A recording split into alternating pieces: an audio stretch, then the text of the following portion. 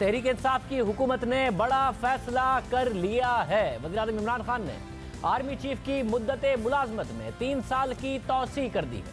वज़ीर-ए-आज़म हाउस से जारी होने वाले नोटिफिकेशन के मुताबिक जनरल कमर जावेद बाजवा को मजीद 3 साल के लिए आर्मी चीफ मुकर्रर किया गया है। यह फैसला इलाकाई सिक्योरिटी की सूरत हाल के तनाजुर में किया गया है। नोटिफिकेशन के मुताबिक army chief general Qamar Javed Bajwa की मुद्दत मुलाजमत नवंबर 2019 को मुकम्मल हो रही थी, मगर अब 3 साल की तौसी मिलने के बाद वो नवंबर 2022 तक आर्मी चीफ रहेंगे। ये बहुत बड़ा फैसला है। वज़ीर ख़ारजा शाह महमूद कुरैशी ने इस फैसले के हवाले से कहा कि मकबूजा कश्मीर इलाकाई सिक्योरिटी और अफगान अमन अमल के लिए तसलसल की ज़रूरत थी, इसलिए वज़ीर आज़म ने अपना आईनी इख्तियार इस्तेमाल किया। कश्मीर की सूरत हाल है, जो रीजन की सिक्योरिटी की सूरत हाल है, और जो अफ़गानिस्तान में हमारी गुफ्तो शुनीद और जो पीस प्रोसेस को आगे बढ़ाना की जो हमारी जो सूरत हाल है, किस नौइयत पर और किस नौबत पर है, इन सारे हालात पर नज़र दौड़ाते हुए वज़ीर आज़म ने अपने आइनी अख्तियार को और अपनी सवाबदीद को इस्तेमाल करते हुए जनरल कमर जावेद बाजवा साहब को उनकी 3 साल की मुद्दत में तौसीह का फैसला किया। देखिए, एक बड़ा क्लियर मैसेज आता है आपकी जो पड़ोसी मुल्क है कि यहाँ एक तसलसल है, क्लैरिटी है। जनरल कमर जावेद बाजवा की मुद्दत मुलाज़मत में तौसीह इस हवाले से भी अहम है कि बतौर आर्मी चीफ उनका किरदार हर शोबे में नजर आया है। सिफारती सतह पर इंतहाई मुतहरिक दिखाई दिए, गवर्नेंस के हवाले से उनका किरदार नजर आया है। मईशत के हवाले से भी उनके अहम बयानात सामने आते रहे हैं। खारजा पॉलिसी में भी उनका किरदार अहम नजर आया। वो वज़ीर आज़म इमरान खान के साथ साथ अहम दौरों पर नजर आए। अरब ममालिक से ताल्लुकात में बेहतरी और वहाँ से अरबों डॉलर्स की इमदाद में आर्मी चीफ ने अहम किरदार अदा किया। इसके अलावा जुलाई में वज़ीर आज़म इमरान खान के दौरा अमेरिका में भी army chief general Qamar Javed Bajwa ने अहम किरदार अदा किया। आर्मी चीफ ने इस दौरे में पेंटागन में अहम मुलाकातें की, अमेरिका की सियासी और अस्करी क़यादत से मिले। इस दौरे के दौरान अफगानिस्तान में तालिबान के साथ मुज़ाकरात के हवाले से भी बात हुई। इस हवाले से पाकिस्तान का किरदार बहुत अहम है। ये बात अमरीकी सदर डोनाल्ड ट्रंप ने भी कही। इस हवाले से अभी अहम पेशरफ्त भी हुई है। बैनुल अक़वामी मीडिया की रिपोर्ट्स के मुताबिक अमरीका और तालिबान मुज़ाकरात में अहम पेशरफ्त हुई है। सिर्फ सिफारती हवाले से ही नहीं, आर्मी चीफ गवर्नेंस के हवाले से भी मुतहरिक दिखाई दिए। जून में वज़ीर आज़म इमरान खान ने नेशनल डेवलपमेंट काउंसिल के क़याम का नोटिफिकेशन जारी किया। इस काउंसिल में जहां वफाकी वज़रा और सेक्रेटरीज को शामिल किया गया, आर्मी चीफ भी इस काउंसिल के अहम रुकन बनाए गए। इस काउंसिल का मकसद ये बताया गया कि ये काउंसिल डेवलपमेंट के लिए पॉलिसियाँ और हिकमत अमली बनाएगी, मुआशी तरक्की की शरह बढ़ाने के लिए पॉलिसी बनाएगी, कौमी और इलाकाई रवाबित के लिए देरपा मनसूबाबंदी की मंजूरी देगी और इलाकाई ताउन के लिए गाइडलाइंस फराहम करेगी। और ये काउंसिल सिर्फ इन TORs तक महदूद नहीं होगी। इसके अलावा आर्मी चीफ ने मईशत के हवाले से भी अहम बयानात दिए। जब सब मुल्की मुआशी सूरत हाल को तनकीद का निशाना बना रहे थे, आर्मी चीफ ने मस्बत बयान दिया था। 28 जून को नेशनल डिफेंस यूनिवर्सिटी में मुल्की मईशत को दरपेश चैलेंजेस और उनके हल के उन्वान से एक सेमिनार हुआ था, जिससे खिताब करते हुए आर्मी चीफ ने कहा था कि हुकूमत ने तवील मुद्दती फ़वाइद के हुसूल के लिए मुश्किल और नतीजा खेज़ फ़ैसले किए हैं। हम सब को मुश्किल हुकूमती इक़दामात की कामयाबी के लिए ज़िम्मेदारियाँ निभाना होंगी। आर्मी चीफ ने कहा था कि हम सबको इस हवाले से अपनी ज़िम्मेदारियाँ अदा करने की ज़रूरत है ताकि मुश्किल हुकूमती इक़दामात कामयाब हो सकें। आर्मी चीफ के साथ आला अस्करी क़यादत भी मुआशी मामलात में मुतहर्रिक दिखाई दी। इस हवाले से खुसूसी दिलचस्पी दिखाई दी। अब ये बड़ा अहम मामला है कि अब ये सूरत है। साथ साथ ये भी हुआ कि मुख्तलिफ वज़रा ने भी ये बात मानी और कही कि सऊदी अरब से पैसे मिलना हो, डॉलर्स मिलना हो, मुत्तहिदा अरब अमारात, कतर, उस सब में आर्मी चीफ ने बड़ा अहम किरदार अदा किया। जिस वक्त करंट अकाउंट डेफिसिट की वजह से हुकूमत को डॉलर्स की ज़रूरत थी, उसमें आर्मी चीफ का किरदार नज़र आया था। ये सारा मामला हुआ। अब फिरदौस नसीकेवान साहिबा वज़ीर आज़म की मामले खुसूसी हमारे साथ मौजूद हैं। बहुत शुक्रिया डॉक्टर साहिबा में ज्वाइन करने के लिए। जो खित्ते की सूरत हाल है, जो नोटिफिकेशन कहता है एक्सटेंशन के हवाले से, 3 साल के एक्सटेंशन के हवाले से, वो कहता है कि जी रीजनल सिक्योरिटी इन्वायरमेंट उसको देखते हुए ये फैसला किया गया है। ज़ाहिर एक तरफ अफगानिस्तान के साथ मामलात हैं जिसके हवाले से अब तालिबान और अमेरिका करीब आ गए हैं। ये भी कहा जा रहा है कि चंद हफ्तों में ये मामला हल हो जाएगा। ये वजह थी, या फिर जो इस वक्त इंडिया के साथ मामलात हैं और जो कश्मीर में भारत की तरफ से किया गया, वो वजह बनी कि तकरीबन 3 साल की एक्सटेंशन दी गई है आर्मी चीफ को? बिस्मिल्लाहिर्रहमानिर्रहीम। शहज़े, पहले तो ये एक्सटेंशन नहीं है, ये कंटिन्यूटी है जनरल कमर जावेद बाजवा साहब की। तो वो कंटिन्यूटी का जो आपने एस्पेक्ट उसके साथ डिस्कस किए रीजनल, और साथ आपने वो सिचुएशन अफ़गानिस्तान और इंडियन बॉर्डर्स की जो एलेबरेट की, तो ये नेशनल सिक्योरिटी का सबसे अहम ज़रूरत थी इस वक्त के पाकिस्तान के अंदर जो सिविल मिलिट्री लीडरशिप की हार्मनी है वो कायम रहे, और साथ साथ जो institutional memory general Qamar Javed Bajwa साहब कैरी कर रहे थे, जो कंसल्टेशन डायलॉग और इंगेजमेंट स्ट्रेटजी में वो अफ़गानिस्तान के उस अहम रीजनल इशू में पार्ट ऑफ द सॉल्यूशन बने हुए थे, उसको कंटिन्यू होना ज़रूरी था। वहाँ पैरेलल जो है एक आपने देखा कि वेस्टर्न से ईस्टर्न बॉर्डर पे जो हालिया मोदी माइंडसेट जो है उसने उसको एडवेंचरिज्म की तरफ लेके गया, और कश्मीर के अंदर जिस तरह उसको लैंडलॉक का शिकार करके वहाँ मज़लूम कश्मीरियों को आज 15वां दिन है, उसने तमाम जो उनके बुनियादी हकूक़ हैं उनसे महरूम किया हुआ है। और एक LOC की सिचुएशन आपके सामने है, वर्किंग बाउंड्री पे जो कुछ कारस्तानियाँ हिंदुस्तान कर रहा है वो भी आपसे ढकी छुपी नहीं है। तो जो आपकी सिक्योरिटी सिचुएशन है, जो इस वक्त पाकिस्तान की रीजनल सिचुएशन में नेशनल सिक्योरिटी पॉलिसी का जो सबसे अहम आपकी रिक्वायरमेंट थी कि आपकी वो पॉलिसीज़ के अंदर कंटिन्यूटी हो, कंसिस्टेंसी हो और एक हार्मनी हो, और वो तमाम चीज़ें जो हैं उनको इंश्योर करने के लिए जनरल कमर जावेद बाजवा साहब की कंटिन्यूटी आपकी नेशनल इंटरेस्ट के लिए लाज़िम व मलज़ूम थी। और इसी को सामने रखते हुए वज़ीर आज़म पाकिस्तान ने for the longer interest of the country and nation ये फ़ैसला किया कि वो उनको उसी सोच को, उसी हम आंगी को, उसी विजडम को और उसी कलेक्टिव यूनिटी को आगे लेके चलें, और उसी से जो है वो आपका एक वे फॉरवर्ड जो सामने आएगा। डॉक्टर साहब, मैं बुनियादी वजह जानना चाह रहा हूँ। आपने कहा कि ज़ाहिर नोटिफिकेशन भी यही कहता है, अब उनकी रिटायरमेंट में 3 माह और कुछ दिन बाकी हैं। अफ़गानिस्तान के मसले के हवाले से अमेरिका और अफ़गान तालिबान दोनों कह रहे हैं कि हफ्तों की वो बात है, तो क्या कोई गैर यकीनी की सूरत हाल ना पैदा हो? वो भारत के मामलात की वजह से था कि कोई गैर यकीनी की सूरत हाल ना पैदा हो, इसलिए वज़ीर आज़म ने 3 माह पहले ही इस एक्सटेंशन को अनाउंस किया ताकि भारत में कोई ऐसी मैसेजिंग ना जाए कि जी पाकिस्तान में कोई गैर यकीनी है? देखिए, आपको पता है कि अफवाज पाकिस्तान के कुछ अपने प्रोटोकॉल्स हैं, नॉर्म्स हैं।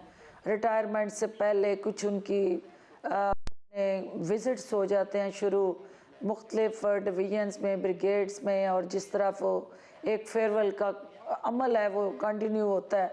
इस वक्त जो हिंदुस्तान के साथ हमारी बॉर्डर की सिचुएशन है वो किसी किस्म का गैप, अनसर्टेनिटी हम अफोर्ड नहीं कर सकते थे, और हमें चेन ऑफ कमांड में यूनिटी चाहिए थी, चेन ऑफ कमांड में कंटिन्यूटी चाहिए थी, और कोई भी ऐसी परसेप्शन जो आपके नेशनल इंटरेस्ट को किसी जगह भी मिलान करे वो इस वक्त हम अफोर्ड नहीं कर सकते थे।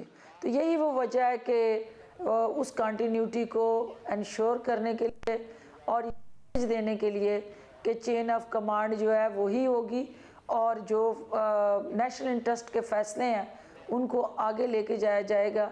और हिंदुस्तान का जो लाइन ऑफ कंट्रोल, और कल आपने अगर सुना है कि उनके डिफेंस मिनिस्टर की जो स्टेटमेंट है, तो ये सारी अलार्मिंग थ्रेट्स हैं पाकिस्तान की नेशनल सिक्योरिटी के लिए, जिसको प्रोटेक्ट करने के लिए, जिसको 100% सिक्योर करने के लिए, और जो एक ऑलरेडी आपका चेन ऑफ कमांड का एक फॉर्मेट एग्जिस्ट करता है, उसी को आगे लेके चलने के लिए ये मुल्क के बेहतरीन मफाद में फ़ैसला किया गया।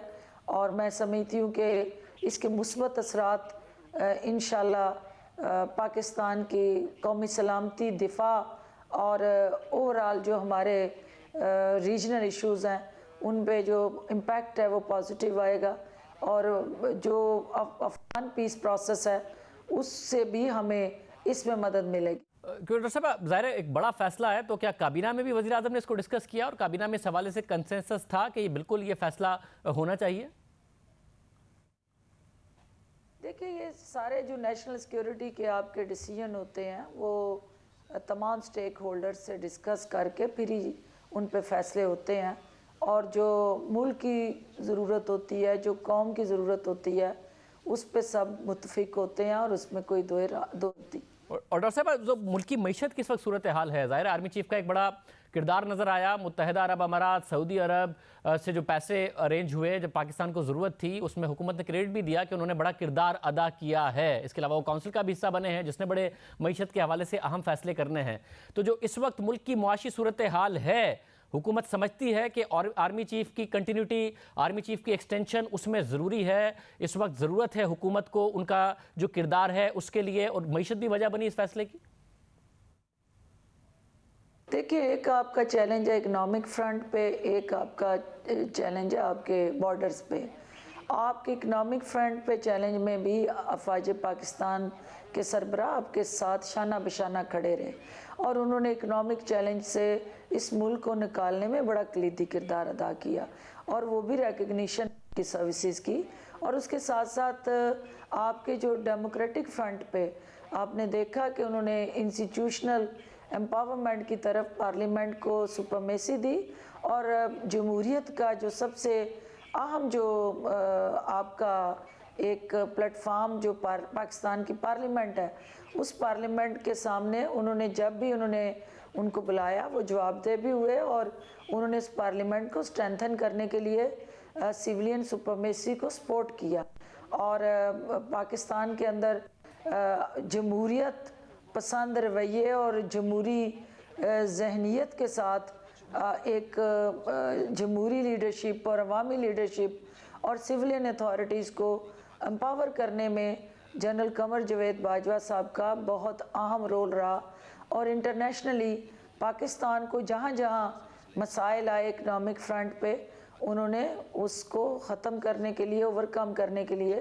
اپنا رول ادا کیا، اور جہاں بھی مسائل آئے اس قوم کو، وہ کراچی کے اندر لا اینڈ آرڈر کا ایشو ہو، پاکستان کے اندر دہشت گردی کے مسائل ہوں، ان سے نپٹنے کے لیے، اور جہاں ضرورت پڑی وہ انتخابات کے انعقاد کے لیے ایک فیئر فری ٹرانسپیرنٹ الیکشن ہو، جہاں فوج پاکستان کی ضرورت کو، ان کے رول کو محسوس کیا گیا، اور آئینی اور قانونی دائرہ کار میں رہتے ہوئے ان پیرامیٹرز میں ان کو آواز دی، تو انہوں نے کانسٹیٹیوشن کے اور آئین کے اپنے آپ کو تابع کرتے ہوئے اپنا رول آسن طریقے سے ادا کیا۔ بہت شکریہ۔ ایوان صاحب ہمارے ساتھ موجود تھی۔ کیا وجہ بنی آرمی چیف کو 3 سال کی ایکسٹینشن دینے کی؟ اس پر روشنی ڈال رہی تھی، کہہ رہی تھی کابینہ میں بھی اس حوالے سے کنسنسس تھا، سب کی رائے تھی کہ وزیر اعظم آرمی چیف کو ایکسٹینشن دیں، اور وہ اب 3 سال کے لیے ہو گئی ہے۔ پروگرام میں ایک بریک شامل کرتے ہیں، مزید بات کریں گے۔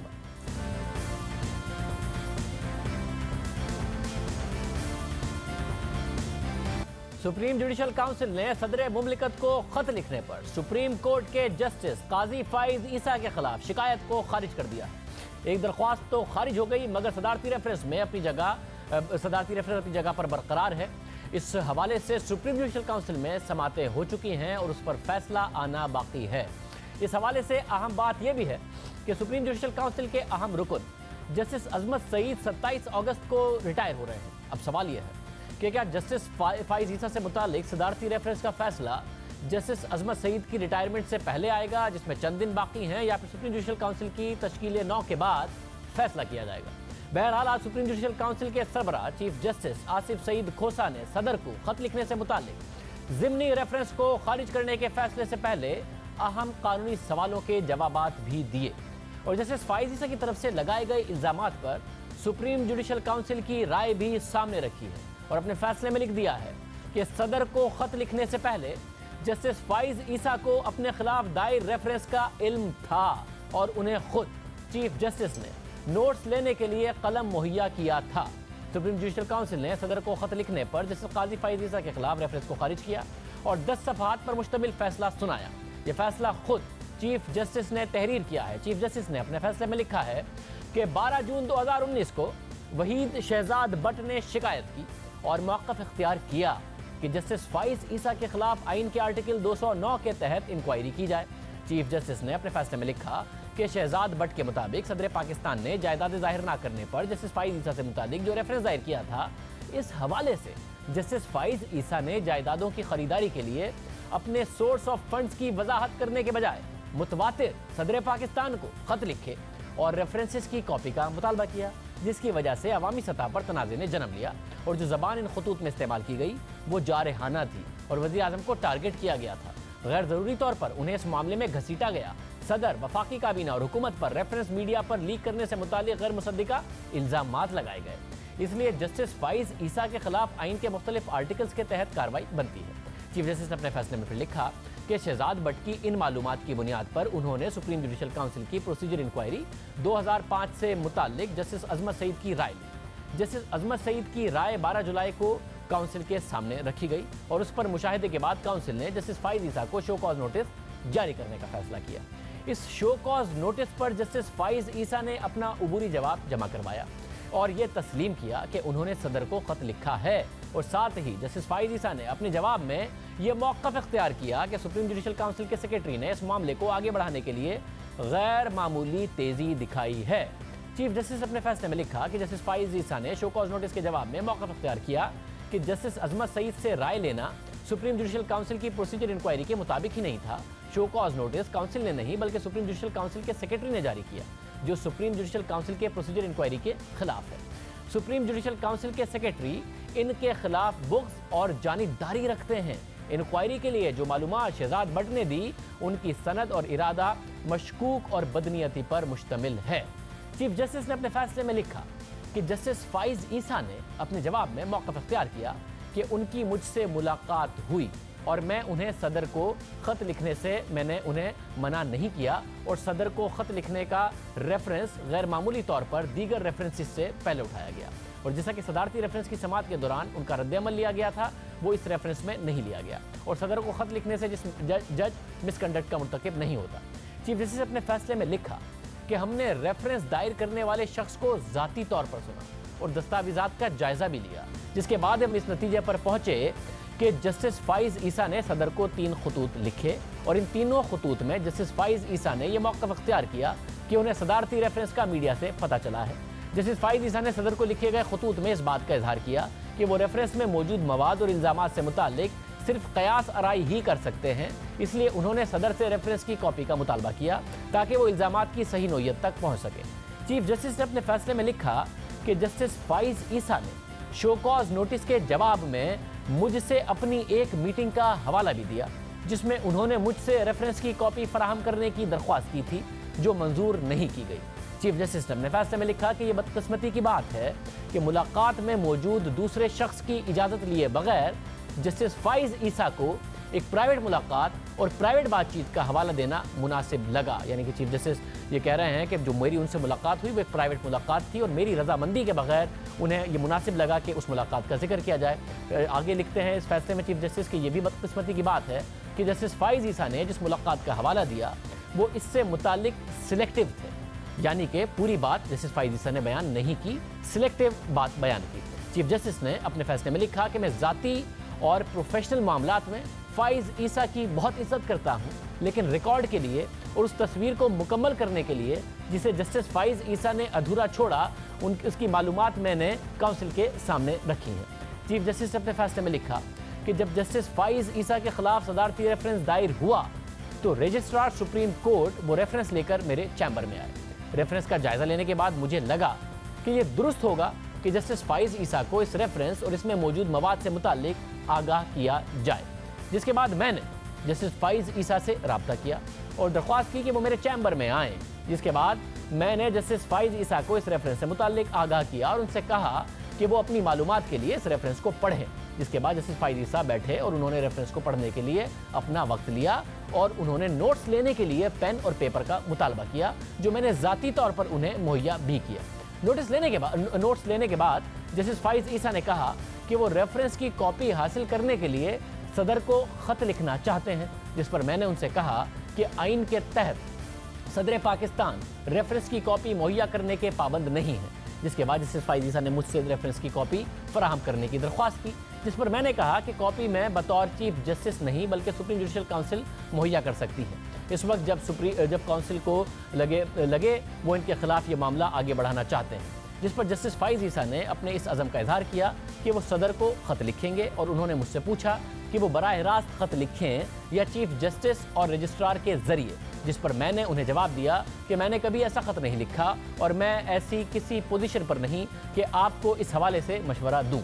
मैंने उनसे ये भी कहा कि ऐसा कोई भी ख़त लिखना गैर ज़रूरी तौर पर मामले को पेचीदा कर सकता है। चीफ जस्टिस ने अपने फैसले में लिखा कि मैं इस मुलाकात का तज़किरा नहीं करता अगर ये मामला जस्टिस फाइज ईसा ने शो कॉज नोटिस के जवाब में ना उठाया होता। चीफ जस्टिस ने अपने फैसले में लिखा कि जस्टिस फाइज ईसा ने सदर को लिखे गए अपने तीनों खतूत में यह मौक़िफ़ इख्तियार किया कि ख़त लिखते वक्त तक उन्हें ये इल्म नहीं था कि उनके खिलाफ सदर की तरफ से कोई रेफरेंस दायर हुआ है या नहीं। चीफ जस्टिस ने अपने फैसले में लिखा कि मुझसे जस्टिस फाइज ईसा की मुलाकात से ये ज़ाहिर होता है कि सदर को ख़त लिखने से पहले न सिर्फ उन्हें रेफरेंस दायर होने का इल्म था बल्कि उन्हें रेफरेंस में मौजूद मवाद और इल्ज़ामात का भी इल्म था, और फिर इन खतूत में उन्होंने इन चीज़ों से लाइल्मी का इजहार किया। चीफ जस्टिस ने अपने फैसले में लिखा कि ये हम पर नहीं कि क़यास आराई करें कि फ़र्स्ट हैंड मालूमात होने के बावजूद जस्टिस फाइज ईसा ने सदर को खतूत क्यों लिखे जिसमें उन्होंने वज़ीर आज़म और उनके अहल खाना को भी इस मामले में घसीटा, जो अच्छा अमल नहीं था। चीफ जस्टिस ने अपने फैसले में लिखा कि जस्टिस फाइज ईसा ने शो कॉज नोटिस के जवाब में जो पोजीशन ली है काउंसिल के मुताबिक इसमें बहुत ज़्यादा वजन नहीं था। चीफ जस्टिस ने अपने फैसले में मजीद लिखा कि सेक्रेटरी काउंसिल की तरफ से इस मामले को उठाने के लिए कोई गैर मामूली तेज़ी नहीं दिखाई गई। जस्टिस अजमत सईद की जो इब्तिदाई राय ली गई उसके लिए ज़रूरी था कि पूरी काउंसिल जस्टिस फाइज ईसा के खिलाफ इल्ज़ामात का जायज़ा लेने के लिए मौजूद हो, और जस्टिस अजमत सईद ने इन इल्ज़ामात को इतना संजीदा समझा कि काउंसिल की तरफ से ये मामला उठाया जाता, इसलिए ये मामला सुप्रीम जुडिशल काउंसिल के प्रोसीजर के मुताबिक थे। चीफ जस्टिस ने अपने फैसले में लिखा कि ये काउंसिल थी जिसने शो कॉज नोटिस जारी किया और जो शो कॉज काउंसिल के सेक्रेटरी की जानिब से जारी हुआ इसमें यह दर्ज था कि ये सुप्रीम जुडिशल काउंसिल की मंजूरी से जारी हो रहा है। चीफ जस्टिस ने अपने फैसले में लिखा कि जस्टिस फाइज ईसा का ये इल्ज़ाम कि काउंसिल के सेक्रेटरी उनके खिलाफ बुग़्ज़ और जानिबदारी रखते हैं, ये एक ऐसा इल्ज़ाम है जिसके लिए किसी सबूत का सहारा नहीं लिया गया और उसे एक साइड पर रख भी दिया जाए तो ये काउंसिल के सेक्रेटरी ने नहीं बल्कि खुद सुप्रीम जुडिशल काउंसिल ने आखिर में राय कायम करनी है। और ये बात कि क्या शो कॉज नोटिस जारी करने के लिए खातिर खा सबूत मौजूद थे या नहीं, तो इसका तयन काउंसिल ने करना है, ना कि जस्टिस फाइज ईसा ने। चीफ जस्टिस ने अपने फैसले में लिखा है कि जिस बात को बुनियाद बनाकर जस्टिस फाइज ईसा ने सदर को खतूत लिखे वो हक़ाइक़ गलत थे और वज़ीर आज़म उनके ख़ानदान को इस मामले में घसीटना गलत अमल था, और रेफरेंस मीडिया पर लीक करने से मुतालिक जस्टिस फाइज ईसा ने जिन लोगों पर इल्ज़ामात लगाए वो मफरूज़ों पर मबनी थे। इन हालात में काउंसिल के पास काफ़ी वजूहात थीं कि वो जस्टिस फाइज ईसा को शो कॉज नोटिस जारी करते और मुतल्लिका सवालों से मुतालिक उनसे जवाब तलब करते। जस्टिस फाइज ईसा की जानिब से ये कहना कि इनके खिलाफ शिकायत को ज़ेर इल्तवा शिकायत से पहले उठाया गया, ये बात सिर्फ कयास आराई पर मबनी है। आर्टिकल 209 के तहत तमाम शिकायत या मालूमात मौसूल हुई हैं, उन्हें काउंसिल की तरफ से उठाया गया और एक वक्त में बहुत सी शिकायत जो मौसूल हुई हैं और कार्रवाई के मुख्तलिफ मरहलों में हैं, जस्टिस फाइज ईसा के खिलाफ जो मालूमात मौसूल हुई उसके इल्तवा के दौरान बहुत सी दीगर शिकायत जो पहले से ही कार्रवाई के मरहले में थी उन्हें निपटाया गया। मौजूदा वक्त में 6 शिकायत ज़ेर इल्तवा हैं और कानूनी अमल के मुख्तलिफ मरहलों से गुजर रही हैं। सुप्रीम जुडिशल काउंसिल के चेयरमैन और चीफ जस्टिस आसिफ सईद खोसा ने अपने फैसले में लिखा कि इन नताइज पर पहुंचने के बावजूद हमने ये देखा कि जो मालूमात दरख्वास्त गुजार ने दी हैं उसमें जस्टिस फाइज ईसा पर यह इल्ज़ाम नहीं लगाया गया कि उन्होंने ख़त का मतन खुद मीडिया में लीक किया, और हमने दरख्वास्त गुजार से ये सवाल भी किया और वो इस हवाले से कोई मवाद पेश करने में नाकाम हुए कि जस्टिस फाइज ईसा ने खतूत का मतन किसी के सामने जाहिर किया हो। इन खतूत का मतन किसी के लिए काबिल एतराज़ हो सकता है, लेकिन ये प्राइवेट खतूत थे, ये उन्हीं के लिए थे जिनको मुखातिब किया गया था और किसी के पढ़ने के लिए नहीं थे। जहाँ तक खतूत के मतन का ताल्लुक है तो जब रेफरेंस दायर हुआ तो हो सकता है कि जस्टिस फाइज ईसा को इनसे खौफ लाहक हो गया हो जिन पर उन्हें शक था और इस ख्याल की वजह से उन्होंने ये इकदाम उठाया हो। लिखा गया है कि परसिक्यूशन का उन्हें खौफ हुआ कि उनके खिलाफ होगा, जिसकी वजह से उन्होंने इकदाम उठाया हो। साथ में लिखा है कि रिकॉर्ड से लगता है कि मुतल्लिका वक्त में जस्टिस फाइज ईसा ख़ानदानी मामलात की वजह से भी परेशान थे।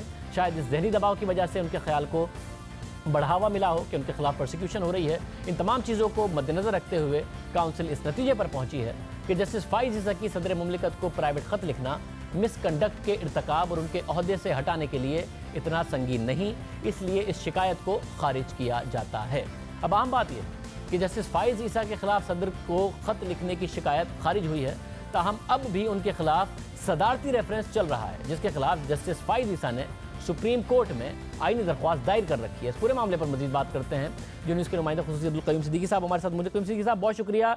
मुलाकात, ख़त के मंदरजात, वो सारे के सारे चीफ जस्टिस ने सामने रखे हैं। साथ ही ये एक मामला तो अब नहीं रहा, मगर दूसरा रेफरेंस बहरहाल मौजूद है और जस्टिस अजमत सईद शेख रिटायर हो जाएंगे, तो फिर ये मामला कैसे आगे बढ़ेगा? यहाँ पे ये कहना कि जस्टिस काजी फाइज़ ईसा को इसका इल्म नहीं था ख़त लिखने से पहले, तो इस हवाले से चीफ जस्टिस ऑफ पाकिस्तान का एक बड़ा डॉक्यूमेंटेड जो है वो बात सामने आई है। लेकिन इस बात के साथ ही और बहुत सारे सवाल जो है वो भी उठ गए हैं कि जो कि बतौर चीफ जस्टिस ऑफ पाकिस्तान उनके ओहदे से मुतल्लिक है कि क्या एक कंप्लेंट जो कि जैसे कि वो खुद कहते हैं कि सुप्रीम जुडिशल काउंसिल का काम है कि वो नोटिस की कॉपी दे, उसकी फॉर्मल कार्रवाई से पहले क्या चीफ जस्टिस ऑफ पाकिस्तान को ये रेफरेंस उनको दिखाना चाहिए था एज पर the statement of the supreme judicial council जो इस वक्त जारी किया गया।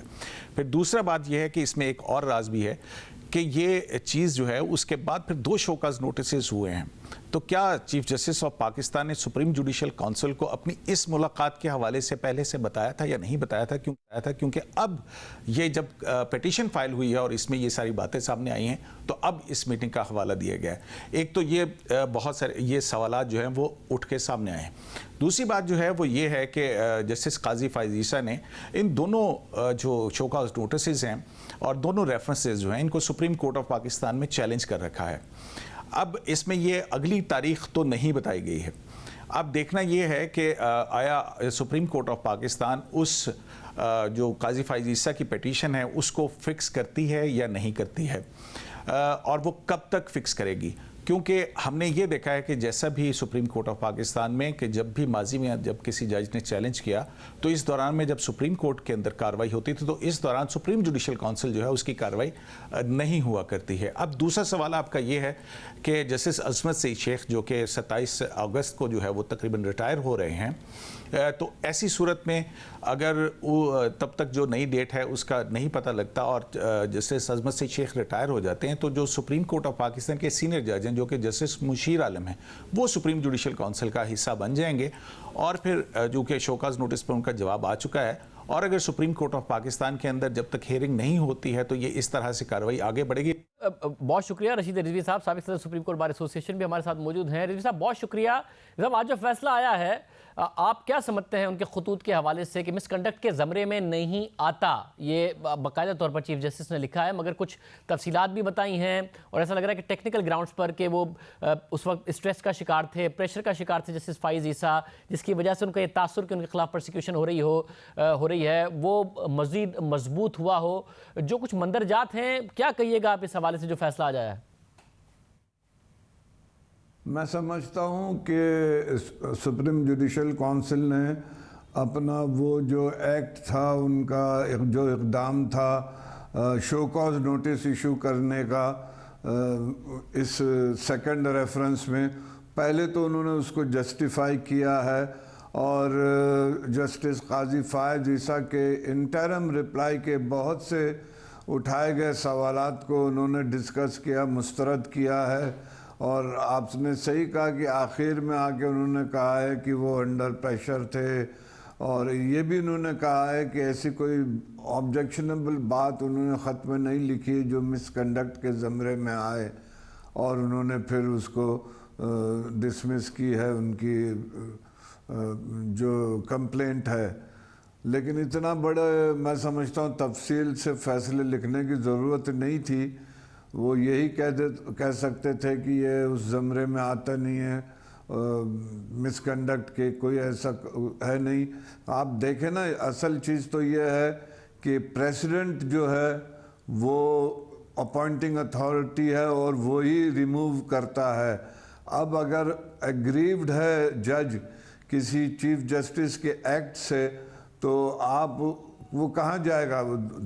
प्रेस कॉन्फ्रेंस तो करने से रहा, उसके पास एक ही चारा था कि वो सदर को ख़त लिखे, और वो लिखा है اور یہ بھی مانا ہے، آپ دیکھیں سپریم جوڈیشل کونسل نے اپنے فیصلے میں کہ کہیں سے جج رسپونڈنٹ جج نے اس کو لیک نہیں کیا، کوئی پروف نہیں ہے، کوئی ایلیگیشن نہیں ہے کہ انہوں نے یہ خط کے مدرجات کو جو ہے کنٹینٹس کو ریلیز کیا ہو، تو مس کنڈکٹ کیسے بنتا ہے اس میں؟ وہ ان کو بہتر یہی تھا کہ اس سے وہ ریفرنس کو ڈسمس کرتے، اور انہوں نے بڑا ٹائملی یہ فیصلہ کیا کہ اس کو ڈسمس کر دیا، ورنہ پھر اس کا یہ تو کوئی جج بچ نہیں سکتا۔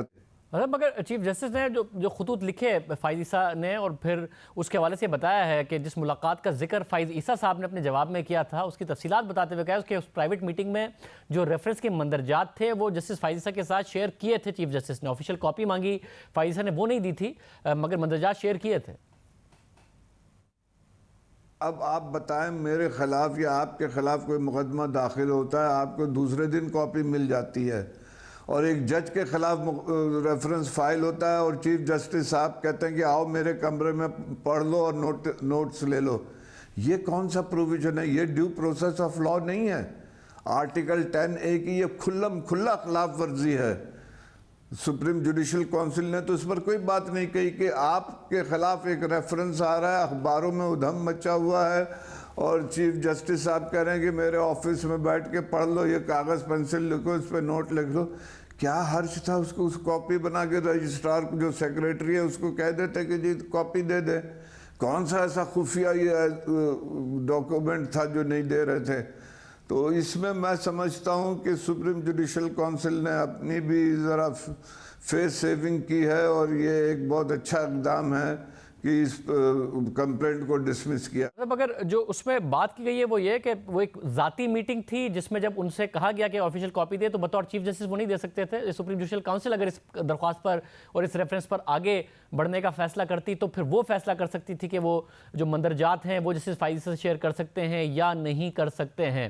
اب جیسے فائز عیسیٰ نے جو صدر پاکستان کو لکھا اس میں انہوں نے کہا کہ میں پریزیوم ہی کر سکتا ہوں، تو آپ سمجھتے ہیں کہ فائز عیسیٰ صاحب ٹھیک کہہ رہے تھے؟ اگر ایک چیز انہوں نے دیکھی تھی جس کی آفیشیل کاپی ان کے پاس نہیں تھی تو وہ صدر پاکستان کو یہی لکھتے کہ میں ازیوم کر سکتا ہوں کہ اس ریفرنسز میں کیا ہے، اور میری پراپرٹیز کے حوالے سے بات ہے، کیونکہ انہوں نے آفیشیل کاپی نہیں دیکھی تھی مگر ان کو دکھایا گیا تھا چیف جسٹس کی طرف سے۔ دیکھیں یہ ایک ڈسپیوٹڈ کوسچن آف فیکٹ ہے۔ رسپونڈنٹ جج اس چیز کو انکار کر رہا ہے اور چیف جسٹس یہ کہہ رہا ہے، تو میں سمجھتا ہوں رسپونڈنٹ جج تو چیف جسٹس کو وٹنس باکس میں کال کرتے، اس پہ جرا کرتے وہ کہ یہ باتیں ہوئی نہیں ہیں۔ اب دیکھیں نا دونوں کا متضاد بہت ہی کانفلکٹنگ ویو آ رہا ہے سامنے، اور اس کو کیسے ریزولو کرتے؟ اس کو اسی طرح ریزولو کرتے کہ چیف جسٹس صاحب آتے گواہی دیتے یا اس کی گواہی کو کراس ایگزامن کرتے رسپونڈنٹ کو۔ یہ کیسے پاسبل تھا؟ یہ انہوں نے انکار نہیں کیا چیف جسٹس نے کہ میرے پاس آئے تھے اور انہوں نے پٹیشن کی کاپی مانگی، دے دی۔ سب سے بڑا جو ڈیفیکٹ ہے، جو سب سے بڑا آبجیکشنیبل چیز ہے کہ ایک چیف جسٹس کے پاس جا رہا ہے جج اور وہ اس کو کاپی نہیں دے رہا، کہہ رہا پڑھ لو اور نوٹس لے لو۔ کون سا خفیہ ڈاکومنٹ؟ ایسا ڈاکومنٹ ہے کہ پاکستان کی سیکیورٹی ہل جاتی، پاکستان کی جڑیں ہل جاتی اس سے کہ اگر وہ ریفرنس دے دیتے۔ یہ تو نہ سمجھنے والی بات ہے۔ اگر آفیشیل کاپی انہوں نے مانگی اور چیف جسٹس نے نہیں دی تو آپ سمجھتے ہیں کہ پھر ایک پرائیویٹ میٹنگ میں کانٹینٹ بھی نہیں شیئر کرنے چاہیے تھے چیف جسٹس کو اس سپریم جوڈیشل کونسل کے معاملات کے حوالے سے، یا یہ جو ریفرنس تھا اس کے کانٹینٹ بھی نہیں شیئر کرنے چاہیے تھے، انہیں نوٹس بھی نہیں بنانے دینے چاہیے تھے؟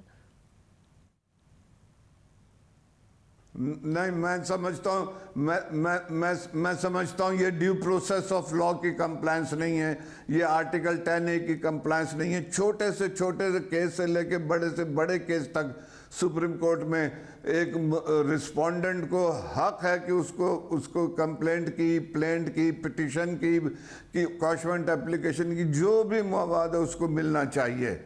یہ میں نے دنیا میں کہیں نہیں دیکھا کہ جج بلائے چیمبر میں کہے پڑھو اور نوٹس لے لو۔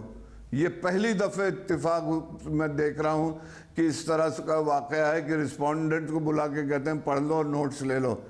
कहीं नहीं है। आप सिविल प्रोसीजर कोड पढ़ें, क्रिमिनल प्रोसीजर कोड पढ़ें, सुप्रीम कोर्ट रूल्स पढ़ें, हर जगह respondent is entitled for a copy of petition. और सर मगर अब साथ में भी बताइएगा कि अब 2 जजेस का बाकायदा तौर पर जो ओपिनियन है वो सामने आ गया है। जस्टिस फाइज ईसा का ओपिनियन उस मुलाकात के हवाले से, और फिर जो उस मुलाकात की एक कंप्लीट पिक्चर जो कह रहे हैं चीफ जस्टिस के जी, वो असल में ये हुआ था, आप सिलेक्टिव थे जो आपने उस मुलाकात के हवाले से बातें बताई हैं, और ये जो रेफरेंस मुस्तरद हुआ है खतूत लिखने के हवाले से, इसको भी पब्लिक कर दिया गया है। तो जब बाकायदा तौर पर अब 2 जजेस का एक दूसरे के बारे में राय सामने आ गई है, तो चीफ जस्टिस का सुप्रीम जुडिशल काउंसिल में बैठना भी लाजमी है, और वो रेफरेंस एक बाकी भी है जस्टिस फाइज़ के खिलाफ। तो ये मामला अब आगे कैसे बढ़े जब एक दूसरे के बारे में एक ओपिनियन सामने आ गया है, और जस्टिस फाइज़ के खिलाफ जो दूसरा रेफरेंस है वो सुनना भी फिर चीफ जस्टिस नहीं है दूसरों के साथ। मैं समझता हूं कि उनको तो फिर रिक्यूज करना चाहिए था कि मैं इसमें नहीं बैठता हूं, मैं रिक्यूज करता हूं, और दूसरे जो सीनियर जज हैं वो उसको हेड करें। मगर ये और कानूनी तौर पर कैसे मुमकिन होगा? Chief justice supreme judicial council के रुकन हैं, उसके बगैर कैसे आगे बढ़ सकता है मामला? सीनियर जज हेड कर, कोई प्रोहिबिशन तो है नहीं। कॉन्स्टिट्यूशन में आर्टिकल 209 में आप देखेंगे जो उन्होंने ब्रेक डाउन दिया है कि कौन कौन होगा, वो है कि चीफ जस्टिस है, लेकिन अगर चीफ जस्टिस अवेलेबल नहीं है तो वो सीनियर मोस्ट जज आ सकता है। बहुत शुक्रिया। हमारे साथ रशीद रिजवी साहब मौजूद थे। इस वक्त अमानुल्लाह कुरनानी साहब सदर सुप्रीम कोर्ट बार एसोसिएशन हमारे साथ मौजूद हैं। बहुत शुक्रिया कुरनानी साहब, अरे सख्त मौक़िफ़ आप लोगों की तरफ से इन रेफरेंसेस के हवाले से लिया गया। अब आप क्या कहिएगा जो आज फैसला कम से कम एक रेफरेंस के हवाले से आया है?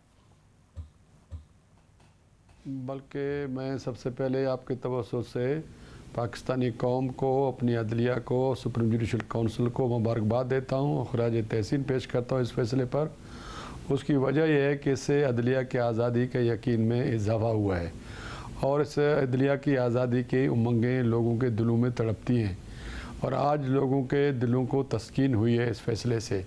मैं समझता हूँ आइंदा भी अदलिया अपने फ़ैसलों के अंदर इसी तरह आज़ादाना फ़ैसले करेगी, तो इंशाअल्लाह इस कौम के आइन और कानून के हुक्मरानी के लिए जो एक ख्वाहिश है और ये जो कोशिश है, जो मेहनत है, जो क़याम पाकिस्तान के बाद उसके अंदर जो चीज़ें ऊंच नीच आए हैं, उसके अंदर एक बहुत बड़ी हौसला अफजा बात है, और हम इसका खैर मकदम करते हैं।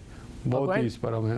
और कुरनानी साहब, इसके जो मंदरजात हैं उससे भी फैसले के मंदरजात से भी आप मुतमईन हैं? टेक्निकल ग्राउंड्स पर अगर इसको किया गया है और जो वजूहात बताई गई हैं और जो कुछ इसमें लिखा गया उससे भी आप मुतमईन हैं? देखिए, ये तो फाइनल हो गया कि ये सदर को ख़त लिखने के मामले पर ये कोई प्रोसिक्यूशन हो ही नहीं सकती। ये तो वर्डिक्ट आ गया सुप्रीम जुडिशल काउंसिल का। अब इसमें से कोई एक नुक्ता या कोई एक पैराग्राफ अब अलाइव नहीं रहा। ऐसे भी समझेंगे जो कंप्लेंट फाइल किया था एडवोकेट हाई कोर्ट लाहौर के किसी शख्स ने, तो वो अब इस वक्त अलाइव नहीं है, तो इस हद तक तो इसका किस्सा ख़त्म ही हो गया है। अब बाकी जो चीज़ें अगर उन्होंने अपने जस्टिफिकेशन में, जज साहब ने, जनाब जस्टिस चीफ जस्टिस साहब ने अपने जस्टिफिकेशन में जो भी डिटेल रीजंस दिए हैं, वो तो कोई बाइंडिंग नहीं है। ज़ाहिर बात है वो जो बाकी जो चीज़ें हैं वो इंडिपेंडेंट है। ये एक राय है, एक ट्रिब्यूनल है या जुडिशल काउंसिल है, उसने अपने आप को जस्टिफिकेशन के साथ बहुत सारी बातें लिखी हैं। अच्छी बात है, सेंस प्रिवेल। फाइनली जो है उन्होंने इसको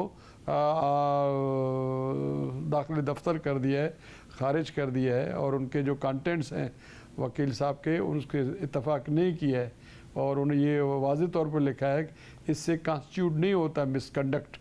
सदर को ख़त लिखने से मिसकंडक्ट जो है ऑफेंस कंस्टिट्यूट नहीं होता है, इसलिए इस ख़त लिखने के ऊपर किसी जज को उस ओहदे से फारिग कर दिया जाए, ये इतना बड़ा जुर्म नहीं बनता। ये वाज़ेह अपने आखिरी पैराग्राफ में यही लिखा है उन्होंने। शुक्रिया अमानुल्लाह कुरनानी साहब, सदर सुप्रीम कोर्ट बार एसोसिएशन इस हवाले से राय दे रहे थे। वेलकम कर रहे हैं इस फैसले को जो कि एक रेफरेंस की सूरत में जैसे फाइज़ा के हवाले से आया है। प्रोग्राम में ब्रेक शामिल करते हैं। कराची में कचरे की सफाई का मामला, PTI और पीपल्स पार्टी एक दफ़ा फिर आमने सामने बात करेंगे ब्रेक के बाद।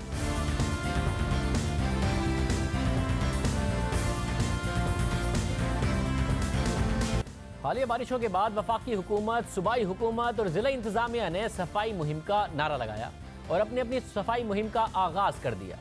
सूबाई और वफाकी हुकूमतें दोनों ही मुतहरिक हो गई हैं। बयानात आ रहे हैं, एक दूसरे पर तनकीद हो रही है और कैमरों के साथ गली कूचों का रुख किया जा रहा है। अखबारात और टीवी चैनल्स पर होने वाली भरपूर कवरेज से पता ही लग रहा है कि कराची अब लावारिस नहीं रहा। अब कराची की किसी भी गली का रुख किया जाएगा तो वहाँ कचरे का नामो निशान नहीं होगा, कहीं भी गंदा पानी जमा नहीं होगा, एक साफ सुथरा कराची देखने को मिलेगा।